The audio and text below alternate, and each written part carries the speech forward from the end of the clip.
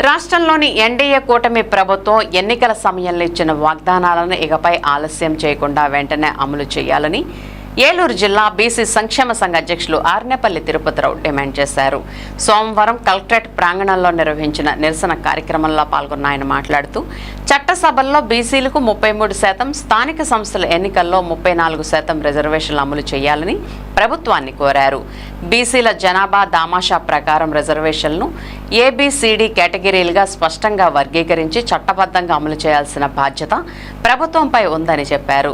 తమ సంఘానికి చెందిన అన్ని జిల్లాల అధ్యక్షులు సోమవారం నిర్వహించిన గ్రీవెన్స్ కార్యక్రమాల్లో పాల్గొని సంబంధిత జిల్లా కలెక్టర్కు వినతి పత్రాలు అందజేస్తున్నట్లు తిరుపతిరావు తెలిపారు. ప్రభుత్వం బీసీ సంక్షేమానికి ఇచ్చిన హామీలను వెంటనే అమల్లో పెట్టాలని డిమాండ్ చేశారు.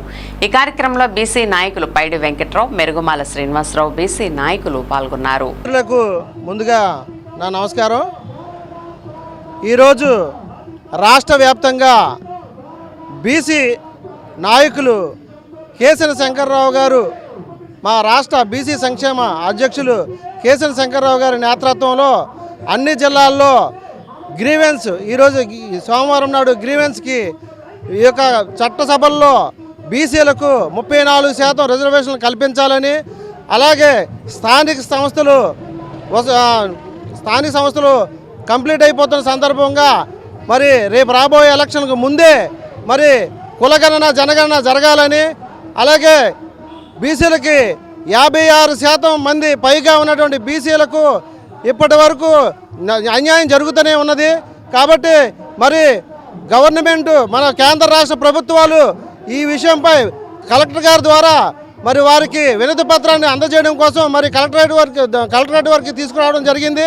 మరి ప్రతి ఒక్కరు కూడా ఈ మన అన్ని కుల సంఘాల నాయకులు కూడా ఈ కార్యక్రమంలో పాల్గొనడం జరుగుతుంది. మరి 34% రిజర్వేషన్ చట్టసభల్లోనూ, అలాగే ప్రతిదీ కూడా మా యొక్క బీసీ నాయకులకు జరిగేటువంటి అన్యాయాలు మరి అరికట్టడానికి మరి మాకు రావాల్సినటువంటి రాయితీలు కానీ, మాకు రావాల్సిన రిజర్వేషన్లు కానీ అన్నీ కల్పించాలని చెప్పేసి కేంద్ర రాష్ట్ర ప్రభుత్వాలను కోరడం కోసం కలెక్టర్ గారి ద్వారా ఈరోజు రావడం జరిగింది. చట్టసభల్లో బీసీలకు ఉన్న 56% దామాషా ప్రకారం రిజర్వేషన్ కల్పించాలని, అది కూడా స్థానిక ఎలక్షన్ జరుగుతున్న ఈ సందర్భంగా స్థానిక ఎలక్షన్కి వెళ్లే ముందే ప్రభుత్వం ఏ రిజర్వేషన్ ప్రకారం ఏ దామాషా ప్రకారం అయితే వర్తిస్తో ఆ జనగణన చేసి ఆ జనగణన భాగంగా మాకు చట్టసభల్లో ప్రాతినిధ్యం ఇవ్వాలని చెప్పి రేపు జరగబోయే వార్డు, గ్రామ, నగర, పంచాయతీ, మున్సిపాలిటీల్లో కూడా స్థానిక ఎలక్షన్లో బీసీలకి సమన్వయం జరగాలంటే కనుక జనగణన జరగాలి. జనగణన దామాషా ప్రకారమే మాకు రాజ్యాధికారంలో సగమైన పైన మేము రాజ్యాధికారానికి ఎస్సీ కూడా జనాభా పెరిగినటువంటి వారికి కూడా మా తోటి ఎస్సీ బీసీలకు కూడా సమన్వయం చేయాలని చెప్పి ఈ యొక్క వినతి పత్రం ద్వారా కలెక్టర్ గారికి తెలియజేస్తూ రాబోయే కాలంలో అలాగే బీసీలకి లోన్లని మంచి ప్రభుత్వం ప్రకటించింది.